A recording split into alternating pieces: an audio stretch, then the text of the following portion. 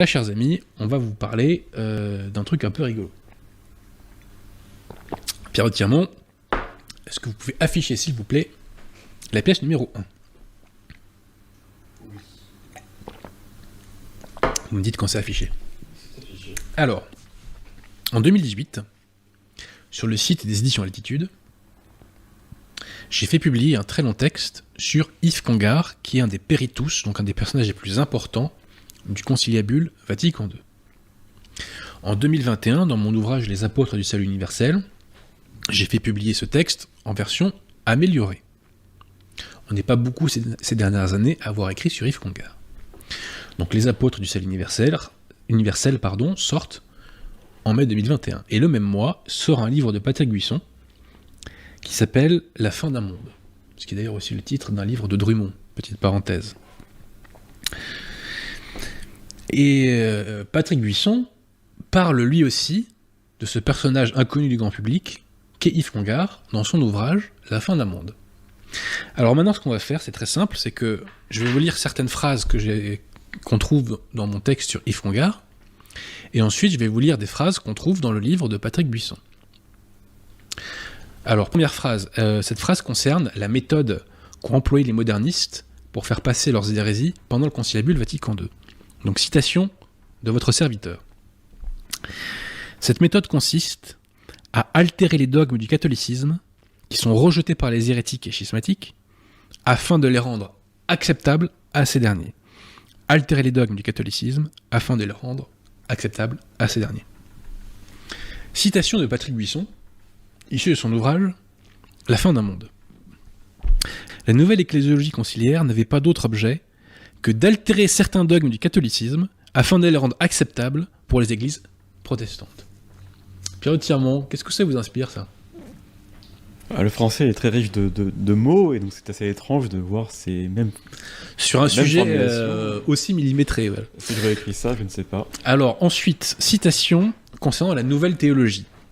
J'écrivais ceci dans mon texte sur Congar. Sur le fond, l'approche de Congar est en réalité anticatholique, car elle suppose que l'Église aurait en quelque sorte dévié de sa source initiale et de ses buts. L'Église aurait en quelque sorte dévié de sa source initiale et de ses buts. Citation de Patrick Buisson. Sans dégager les bases de la nouvelle théologie, qui allait gouverner la majorité du concile, l'Église avait dévié pendant près de 2000 ans de sa source initiale et de ses buts. Ensuite, je parle de la méthode employée par les gens de cette nouvelle théologie, qui est un pseudo-retour au Père de l'Église. Et je dis, ce prétendu retour au Père est la farce et attrape destinée à justifier le contournement du magistère de l'Église. Citation de Patrick Buisson. Ce prétendu retour au Père allait permettre de justifier le contournement du magistère de l'Église. Alors par ailleurs, dans mon ouvrage, je disais que Yves Congar est le père de l'hérésie matricielle de Vatican II. Patrick Buisson écrit dans son ouvrage, au sujet de Congar, à ce titre, on peut dire qu'il est le père de l'hérésie matricielle de Vatican II. Non, excusez-moi, c'est ma phrase que j'ai redite. À telle enseigne que ses détracteurs l'élevèrent sans hésitation à l'indignité de père de l'hérésie matricielle de Vatican II. Alors en fait, c'est pas ses détracteurs, c'est moi, en l'occurrence.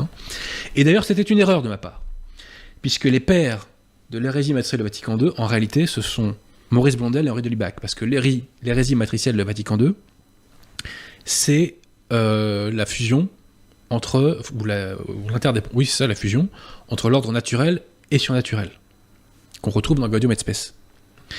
L'œcuménisme dont Congar est effectivement le créateur est un corollaire de cette hérésie matricielle, mais ce n'est pas proprement parler l'hérésie matricielle, l'œcuménisme. Le corollaire, c'est cette fusion, cette absence de distinction entre la nature et la grâce, entre l'absence de distinction entre l'ordre naturel et surnaturel. Je ne sais pas ce que vous en pensez, Pierre Tirmont, mais moi j'en conclus que mais il t'a lu. Patrick Buisson ne m'a... Non, il m'a pas lu. Il m'a pas cité, donc... Ah oui, non. Je pense que s'il m'avait lu, il m'aurait cité. Vous avez une connexion de pensée... Je pense qu'il ne m'a pas lu. Voilà, la télépathie. Encore une fois, s'il m'avait lu, il m'aurait cité, soyons très clairs. Voilà. Mais je me réjouis de voir que Patrick Buisson, dont le livre s'est vendu à plusieurs dizaines de milliers d'exemplaires, a fait une critique radicale de Vatican II et d'Yves Congar. c'est une très bonne chose. Sachant que là, petite parenthèse, il y a d'autres citations hein, de cet acabit-là. Les gens t'ont lu indirectement. Voilà. Non, mais il ne m'a pas lu, parce que, encore une fois, s'il m'avait lu, il m'aurait cité. Voilà, c'est évident. Donc je crois qu'il ne m'a pas lu. Mais je me réjouis de voir que Patrick Buisson fait une critique de Vatican II et qu'il étend cette critique à des cercles qui n'ont pas forcément accès à nous, je dirais, en temps habituel. Donc oui, nous devons croire que cette avant-garde catholique peut faire tache d'huile, chers amis. Combien de temps entre la publication de son ouvrage et le tien ? Alors moi, mon texte, à la base, je l'avais publié sur le site des éditions Altitude en juillet 2018, et ensuite dans un livre publié en même temps que celui de Patrick Buisson, en mai 2021, eh bien, ce texte a fini, je dirais, dans un livre. Voilà. Donc, chers amis, il revient à cette armée de Gédéon d'infuser un maximum les principes dans la société et dans les institutions. Ne sous-estimez pas votre force, ne sous-estimez pas notre force, parce que nous sommes guidés par les grâces, et si nous brandissons la foi, eh bien, nous avons entre les mains l'arme de la victoire.